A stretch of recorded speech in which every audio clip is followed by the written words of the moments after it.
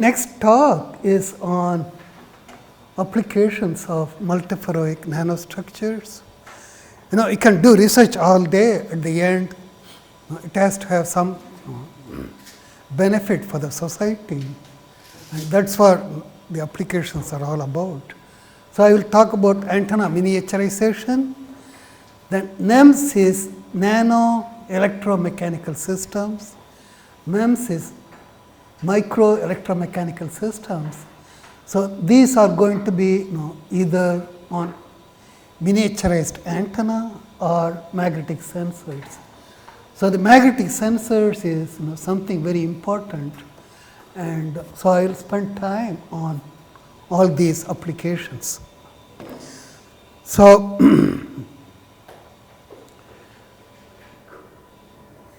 the antenna miniaturization I will talk about using a ferrite ferroelectric bulk composite.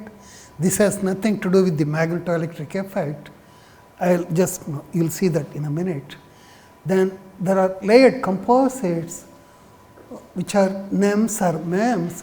It is for true miniaturization for antennas from hundreds of megahertz all the way up to several gigahertz. And then we'll look at picotesla magnetic sensors, and then how to miniaturize them.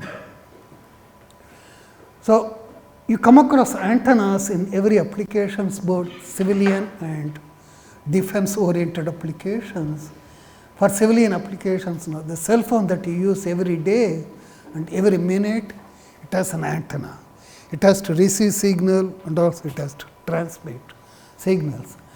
And also you have the TV, radio, and GPS. And in the car, there is, if you have collision avoidance radar, that has an antenna too. So for defense-oriented application, you have the unmanned aerial vehicles, all the drones they are using to kill each other in Ukraine. That has an antenna, and it receives the signal from GPS. And also soldier communication. There are antennas where it is stitched to their uniform, so it's miniaturized and easy for them to carry around. And also you have antennas in the ground vehicles like tanks or Humvees.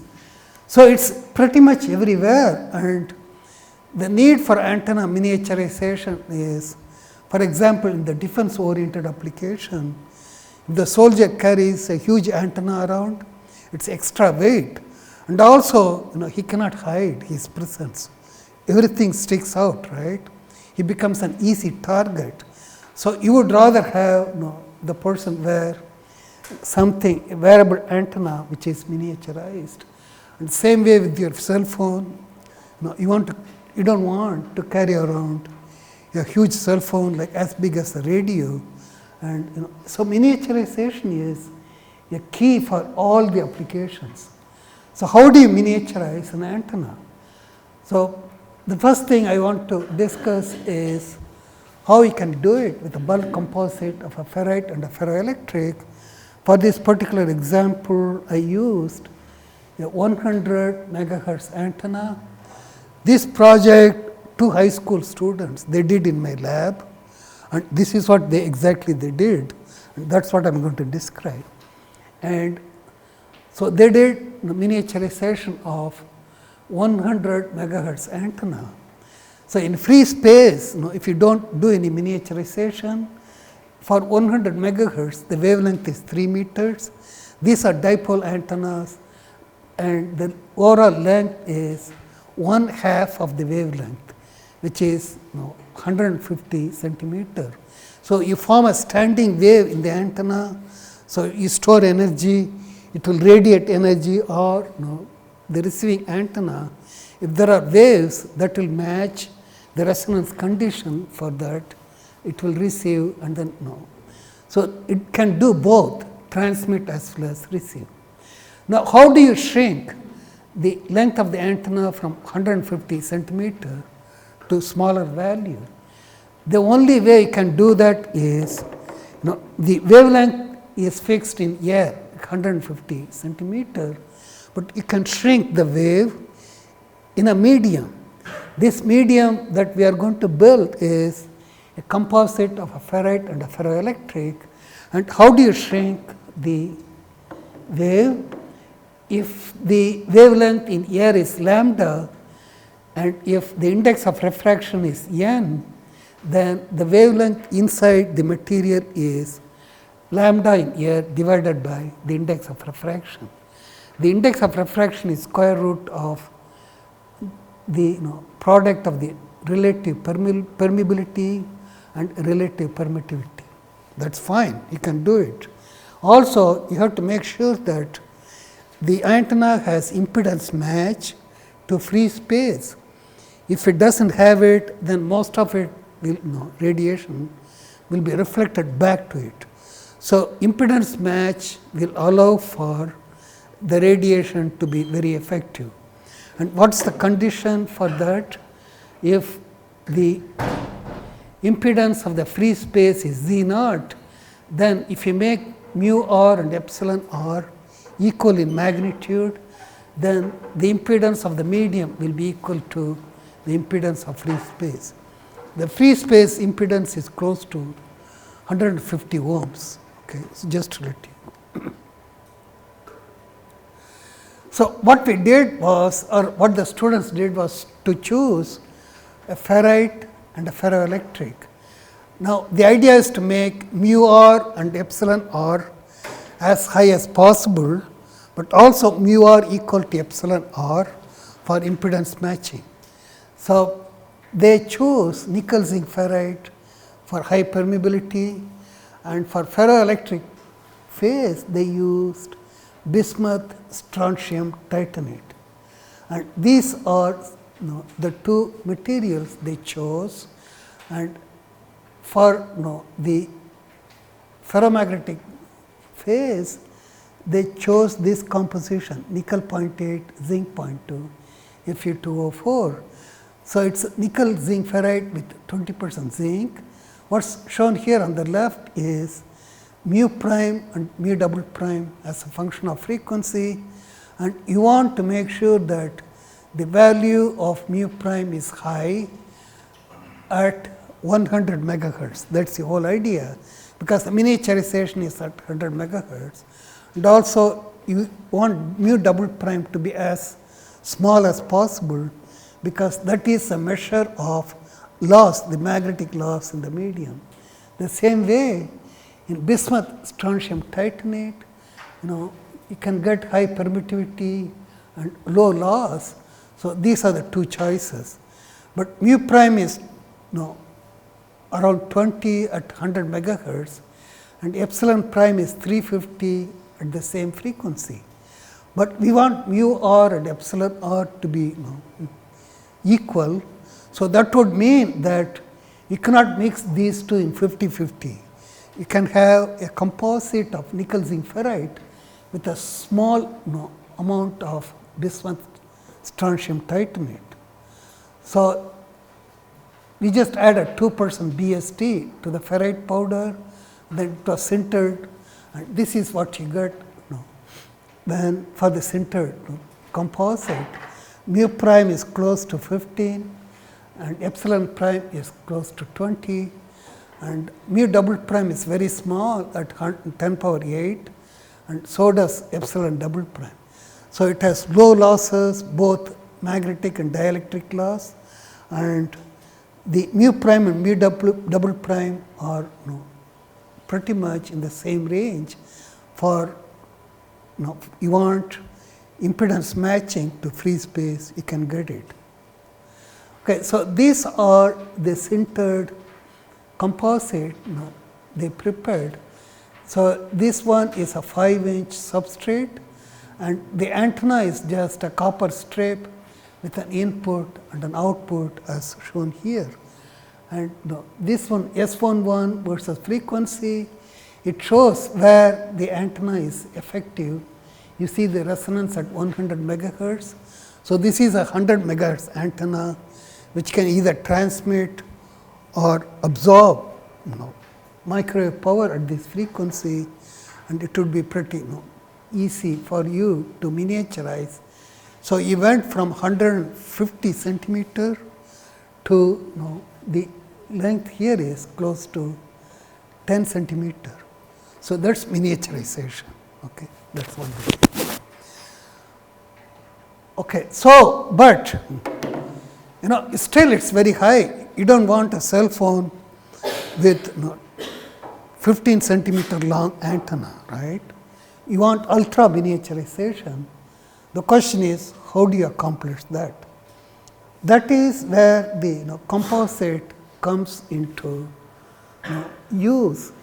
So, the ultra miniaturization can be done with a composite of a ferroelectric and a ferromagnet, or a piezoelectric and a ferromagnet. How it can be done? You have to drive the composite to resonance condition. As shown here, we know that the voltage coefficient peaks at resonance. It can be bending resonance or longitudinal resonance. So, if you can reach that condition, then the antenna can be miniaturized.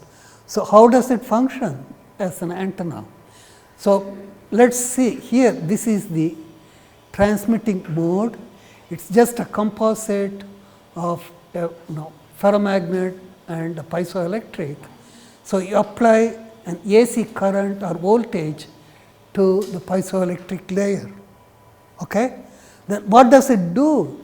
It will produce piezoelectric strain in this medium. That strain will be transmitted to the magnetostrictive medium. So, it will induce a change in the magnetic property in the like it can be either magnetization or a change in the magnetic anisotropy, but the input is an AC electric signal, the output here is an AC magnetic radiation. So, it will radiate in the form of magnetic waves, that becomes an antenna. So, it becomes a transmitting antenna. Then for receiving antenna, how does it work? So, when it receives radio frequency signals, it is in the form of a voltage that is applied to the magnetic medium. So, all the radiation, if you are familiar with electromagnetic waves, it has both electric and magnetic component to it, right. They are perpendicular to each other. So, the incoming radiation will have a small AC magnetic field in the RF signal that would produce strain in the this medium, which will be transmitted to the piezoelectric medium, that will produce a voltage. So, this is the receiving end, and the transmission is also that is what I just described. So, you can do ultra miniaturization with a composite of a ferromagnet and a piezoelectric.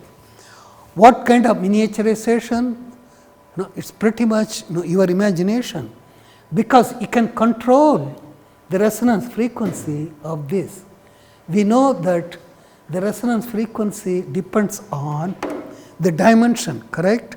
So, you want to operate this under resonance condition. It can be bending resonance, or it can be longitudinal or radial acoustic mode, and this would happen at kilohertz, hundreds of kilohertz, if the sample is 2 centimeter long.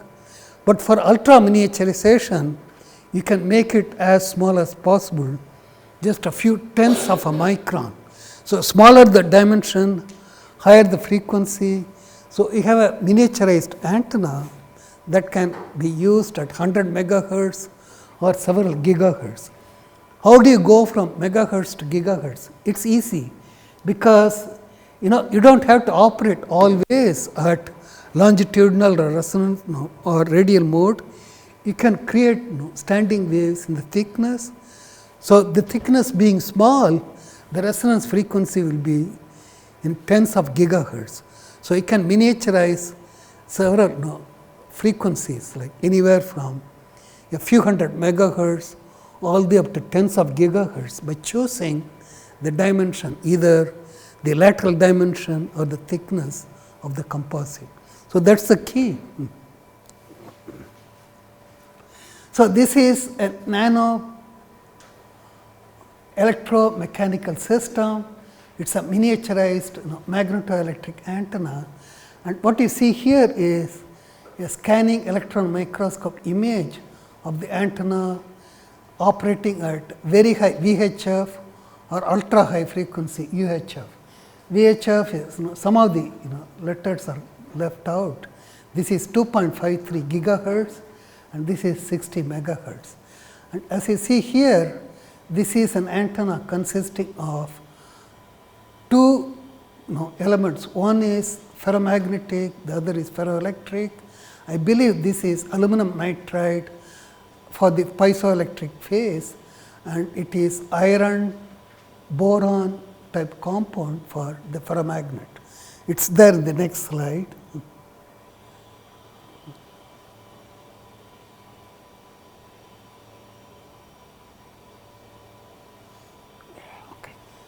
Unfortunately, it is missing, but I am pretty sure it is iron, boron and aluminum nitride. Okay. All right. So, this is the characteristic for the this antenna operating at 61 megahertz, and that is the picture. Yeah, it is right here, aluminum nitride and iron gallium boron. So, it's the dimension is quite small. The scale here is 20 micron. So, this may be just less than 200 micron in length, maybe 100 micron in width, and much smaller thickness. You do not worry about that part. And what is shown here is the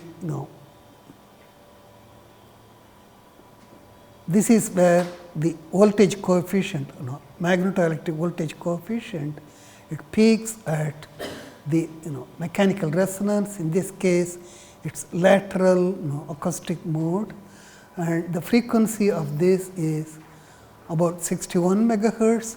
That is what happens when you shrink the length from several millimeters to hundreds of micrometers, and the resonance has very high Q. That is what you want a frequency selective antenna to be. If the Q is very poor, then the antenna selectivity for frequency is very poor. Okay? It is spread out. This resonance will look rather wide, and so the frequency selectivity becomes rather poor. Right? So, at resonance, the voltage coefficient, you look at the value, it is 6 kilovolt per centimeter Ørsted. It is not even volt, it is several kilovolts, and it makes it an excellent miniaturized antenna operating at this frequency, and there is not even a bias magnetic field applied to this. But if you apply a bias magnetic field, it will be even better than what you see here.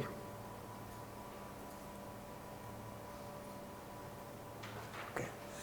So, the strong ME coupling, it leads to very high electromechanical transduction. So, it is a very good receiving and propagating antenna, and the frequency is RF range, and the Q value is also quite high.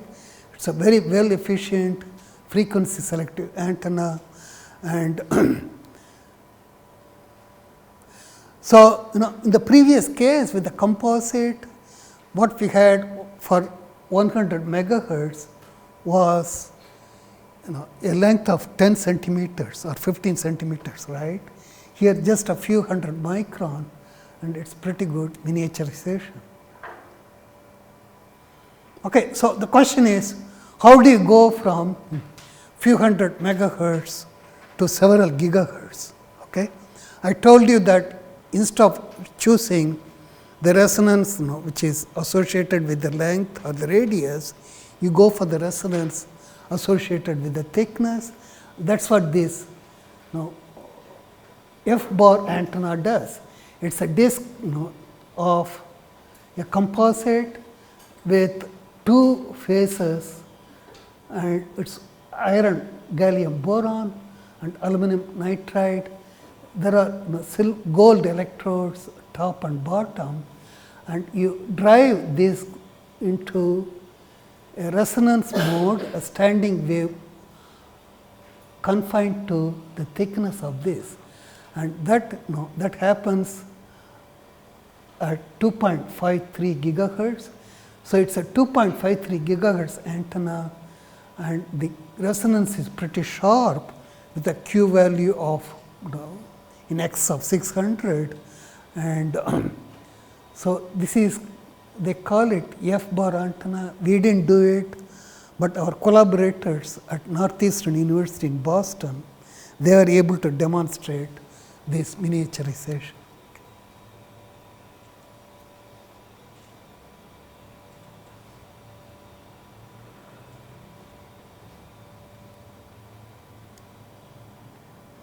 Okay, these are some equations, just ignore it.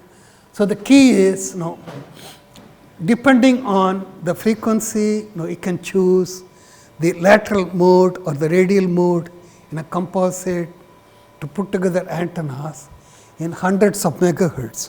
And if you want to go further in frequency, just choose the proper thickness, you have miniaturization in the gigahertz range.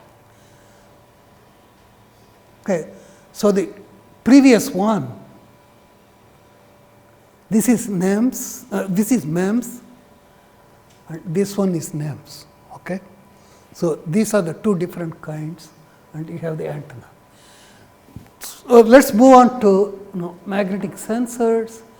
There are several types of magnetic sensors, and squid magnetometer, it costs thousands of dollars, and it does not consume that much power, but each sensor element is more than $10,000 depending on the application. For example, if you want to put together a system for magnetoencephalography, where you want to record the magnetic field produced in a human brain, then you need several of them. The unit is very huge, and it is also very expensive, and people most of them cannot afford to have that procedure done unless they are super rich or the insurance company would pay for it, right. And there are other options. You can put together a sensor array with magnetoelectric composites. They are very cheap, and also it does not consume too much energy. You can make an element for less than $1, and also it has a large bandwidth. So, there are other techniques for measuring the magnetic field: search coil, flux gate, giant magnetoresistive sensors, and the Hall effect sensors. So, what is so unique about these sensors? For the defense oriented applications, if you want to see behind the wall, if there are enemies carrying guns and running around, so the sensor mounted onto the soldier's head, it is sensitive to magnetic field, and then the sensor electronics could convert the magnetic signature into an image. That is one option. Then the roadside bombs, it cannot detect chemicals which are the key ingredient in the bomb, but if some terrorist would dig out the roadside, put a bomb in it, then as the sensor scans the roadside, it can identify some anomaly. There is something missing. A traditional road which has lot of iron and other impurities, it will look much different than a pit where a bomb is hidden. So, from the anomaly you can detect the bomb, and there are other things like such as magnetic signature will provide key information regarding what is going on in the defense related applications. And for civilian applications, you have as I just mentioned, biomedical imaging and other applications. And so, how do you detect a magnetic field with our magnetoelectric sensors. You have to detect either both AC and DC, correct? So, for measuring the AC magnetic field, you can put together a composite and then measure the magnetoelectric voltage coefficient under a DC magnetic field. So, this coefficient is measured as a function of AC magnetic field amplitude. So, you have a calibration curve. Any unknown field, you should be able to measure it. But the only drawback here is, you need a bias magnetic field, and I am going to talk about several systems that have self bias. So, you do not need an external source of magnetic field, that can be taken care of. Now, the other, so this is okay, because for 1 aster of AC field, you may generate a few hundred millivolts of signal. So, the detection is rather very limited, because the signal you are getting from the sensor is only millivolts, correct. So, the question is, how do you increase the sensitivity? The answer is, use the resonance mode to your advantage. How is it done? You always have a driving field which will drive this composite into longitudinal resonance at a few hundred kilohertz, for example. Then you superimpose the field that you want to measure. So, the field that you want to measure, let us say that frequency is f, the resonance is occurring at f naught, then the field that you want to measure will appear as two peaks around the center one at f naught plus f and f naught minus f. Then you measure this amplitude, that is rather high, it will be several volts or hundreds of volts. So, you can enhance the sensitivity of the system by operating the sensor under resonance condition. Then what about measuring the DC magnetic field? We use what is called delta E effect, and it is well known effect, and if you are not familiar with it, you can look up Wikipedia or any textbook. And what it is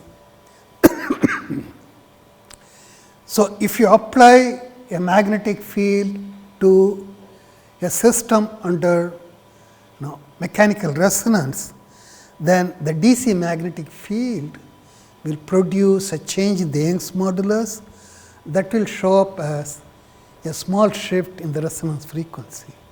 So, depending on the shift, you can calibrate the system and you can measure the DC magnetic field. That is what is shown here. So, the delta E effect is change in the Young's modulus and the change in the resonance frequency. In this case, you can drive this into longitudinal or thickness mode in the resonance, then apply a DC magnetic field, then measure the shift in the frequency, then you have a sensor of DC magnetic field. And this one is a miniaturized micrometer scale sensor capable of measuring a DC field. So, there are by now what you can select for a magnetic sensor for the ferromagnetic phase and the piezoelectric phase.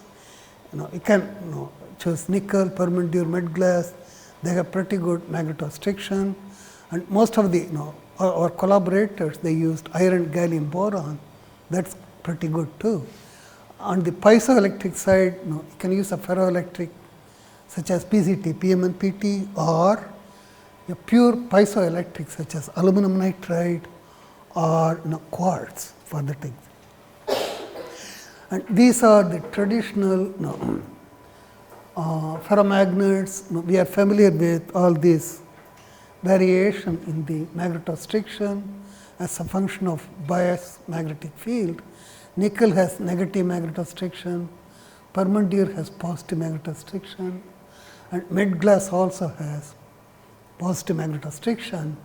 And the bottom curves here, it shows the piezomagnetic coefficient versus static field, and this one is for med glass.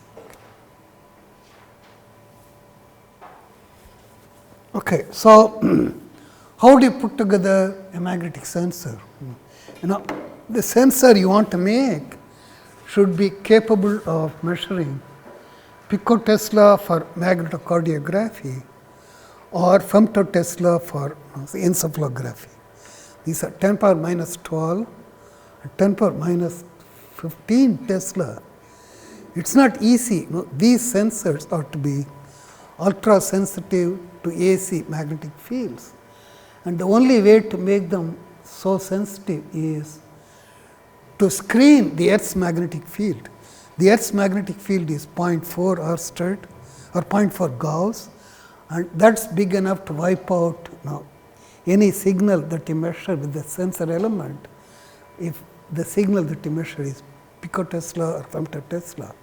So, most of the MCG and the magnetoencephalography systems in a hospital, they have completely shielded rooms.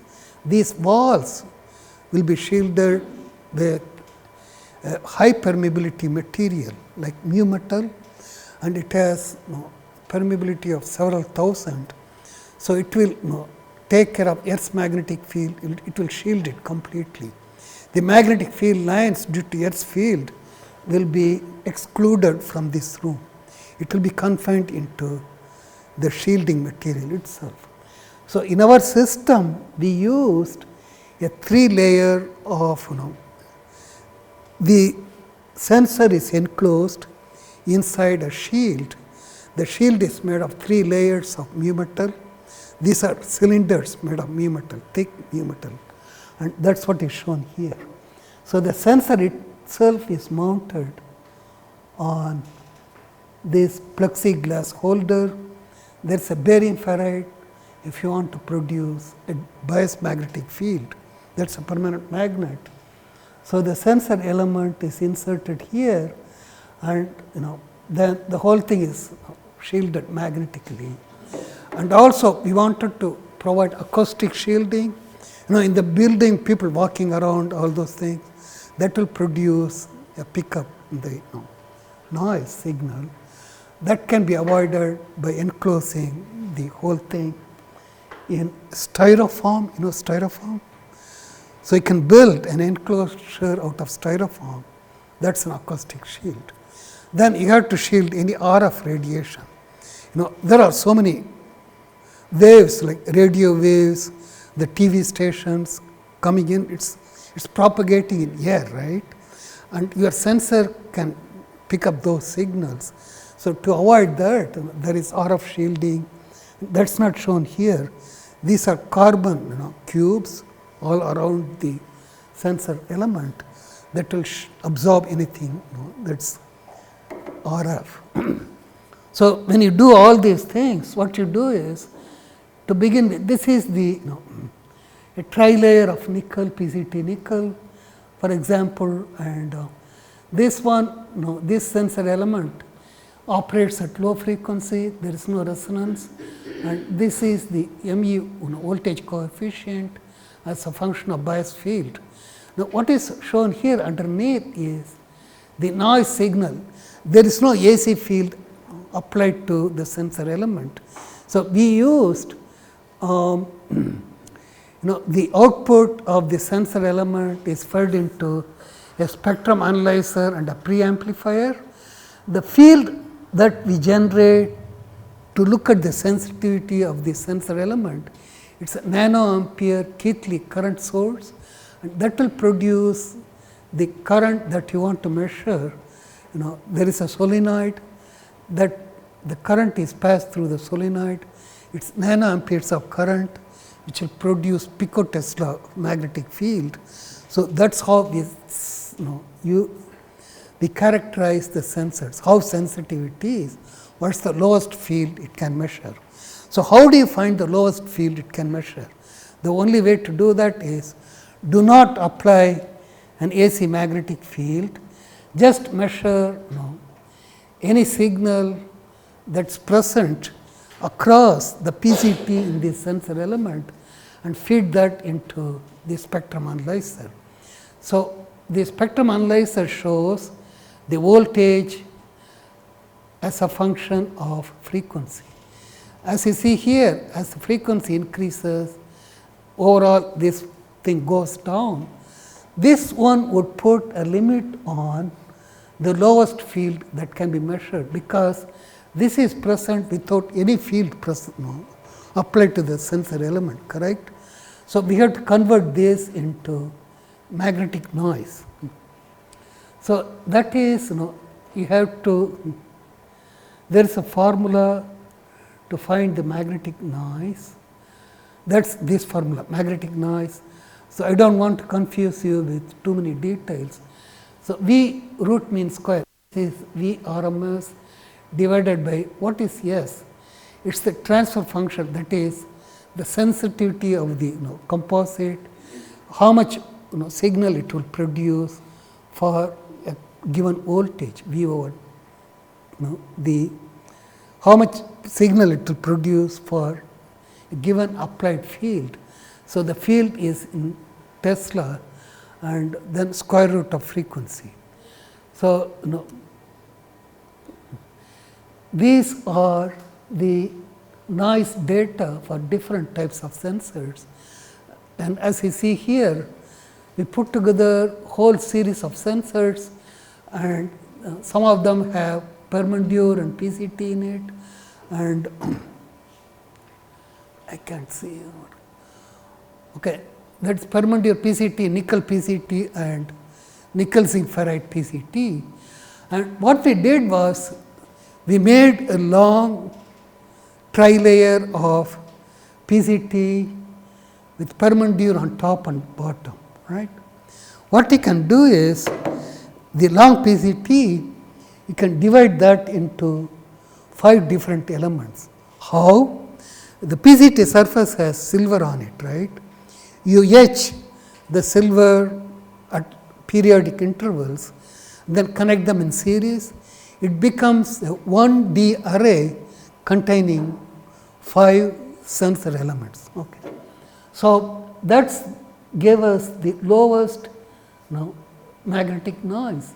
So, you can go from this is nickel PCT nickel, the noise level is 150 picotesla per root hertz.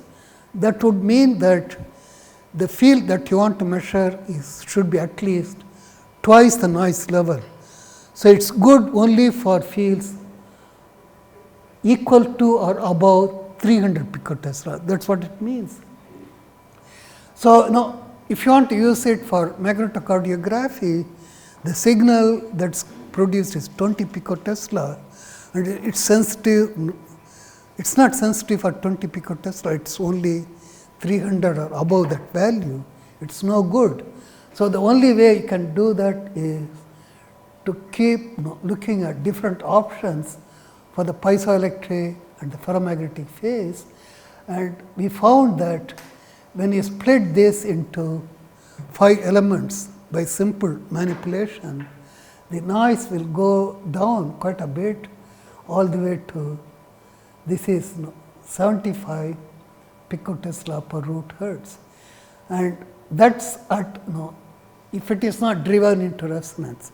When you drive that into resonance, it is even much better. It can go down all the way down to 1 femtotesla per root hertz. So, if you operate it at resonance, and this is what you need for magnetoencephalography, that is to measure the field produced in the human brain.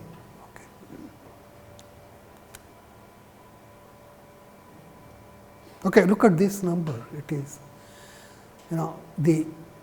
if it is not driven into resonance condition, the minimum is, the noise level is at 75 picotesla, but if it is driven into resonance, it is less than 1 femtotesla, and that is what we need for some of the applications. So, then there are other things that you can do by functionally grading the signal. If you grade the ferromagnet or the ferroelectric, what you can do is you can get rid of the need for a biased magnetic field, right. To operate the sensor at its best sensitivity, we know that you may have to apply a bias field that will produce a lot of difficulties when you want to put together an array, because each element will have its own magnet. There are too many magnets in the array, which will make it not suitable for doing any imaging. So, instead what you want to do is, you want to have self-biased sensor elements, and that can be done with different techniques. And one of them is, if you grade the ferromagnetic layer. What do you mean by grading? Instead of using a single ferromagnet, homogeneous ferromagnet, you can manipulate the ferromagnetic layer with the choice of two different ferromagnetic materials. How does it help? We know that when you have a ferromagnet, you go up in magnetic field, the static magnetic field, then you come back to zero field, there is remnant magnetization, correct? So, if I have two different layers, one has a large remnant magnetization, that will act on the second layer, and it will orient some of the magnetic moments in the second layer. So, you have a built-in magnetic field in the ferromagnetic phase. That is what you need for a biased magnetic field, right. So, the bias field can be produced by grading the ferromagnetic layer, and that is what we were able to do, and have a standalone sensor that does not need an external magnetic field to operate. So, that is what you see here. This one has mid glass and nickel. So, one layer of mid glass comes in the form of ribbons. So, it is just we used 1 to 5 layers of 25 micron thick mid glass, and this is nickel.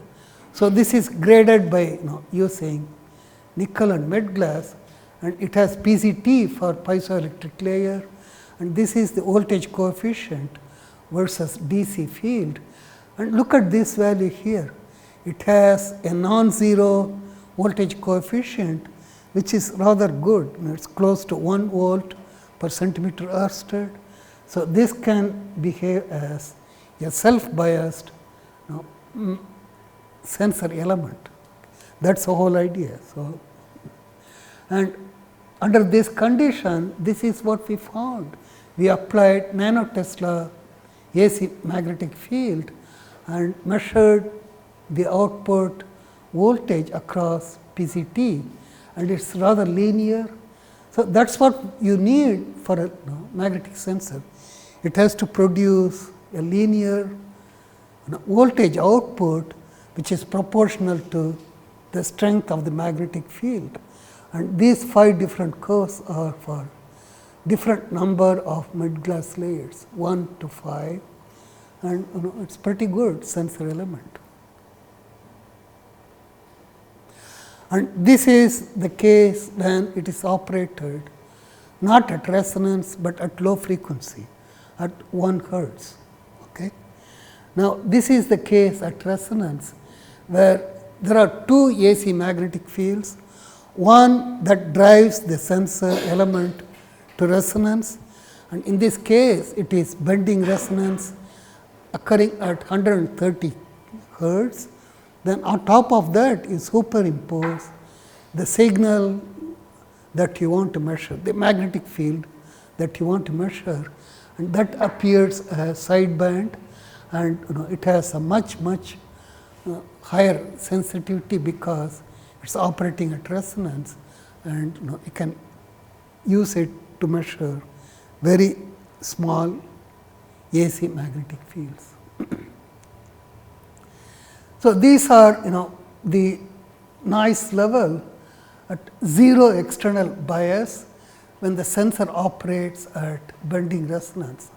It varies from anywhere from like 80 to 120 picotesla per root hertz. So, any signal you want to measure must be 2 times in magnitude compared to the noise level. And this one, these are 2 different, one has PCT nickel mid glass, and the other one has a layer of mud glass in contact with PZT, and then there is nickel.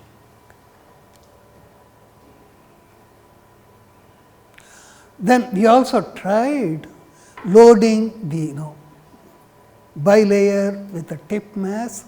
By loading it with an external mass, you can decrease the resonance frequency for bending all the way from 120 hertz to close to 5 hertz by using different tip mass, and that also helped to decrease the overall magnetic noise. Look at these values.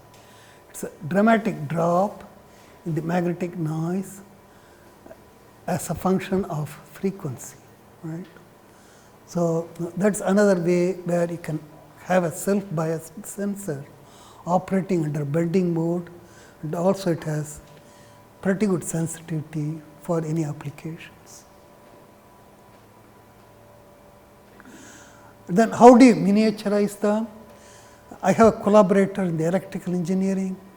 He came up with a process. It's more like traditional MEMS processing, and you go through series of steps.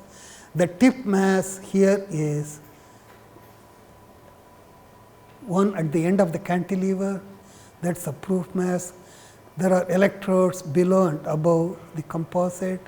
The composite is made of lanthanum LGT, and also an Me element which can be aluminum nitride or quartz. So, this is what he came up with, and this is another collaborator. They made this DC magnetic field sensor. This is based on the delta E effect. It has iron, boron, gallium, and aluminum nitride bilayer, and these are the cross section for the bilayer stack. There is 50 nanometer platinum, then this is the aluminum nitride, and this is the iron, gallium, boron stack, and it has its own resonance. Then you superimpose the DC field that you want to measure, and then you have a shift in the resonance frequency, and depending on the DC field, the shift will change. But these are pretty, this one is operating under resonance in the thickness mode. Look at these frequencies. These are in hundreds of megahertz. So, as you increase the DC field, there is a shift, and then you do the calibration. It has very high Q, and it will be very sensitive to DC field. But to conclude, we talked about miniaturizing antennas with a ferromagnetic ferroelectric composite, then how to do ultra miniaturization with the use of a magnetoelectric composite for both AC and DC magnetic fields, and also I came up with some scheme to make the sensor self-biased with the use of graded ferromagnetic layers, and then how to miniaturize all the sensors or the antennas. So, that takes care of this part. Right? So, any questions?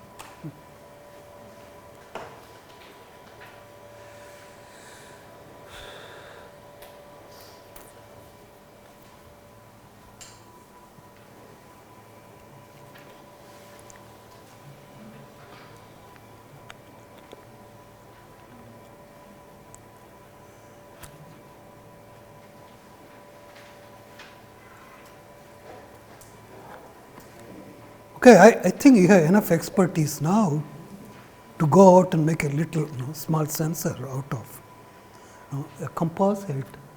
And the only way to keep up with the field is look at latest publications. And there are journals devoted to sensors. There is IEEE sensors, and there are other bunch of journals. And the magnetic sensors based on composites, it's still an active field, and people are working and they are reporting latest work, and that's something you want to take a look at it, and if you are truly interested in this field. Okay. And also, of course, the antenna, they are also very important, not only just the sensors. And then you can catch up with the latest developments. There are IEEE journals for antennas and sensors. They are the very best source. Of course, there are hundreds of other journals, and I would suggest that you go on Google Scholar, scholar.google.com. All you need to do is just type in some search terms. You can type in miniature antennas or magnetoelectric sensors, and it will come up with hundreds of papers. Okay.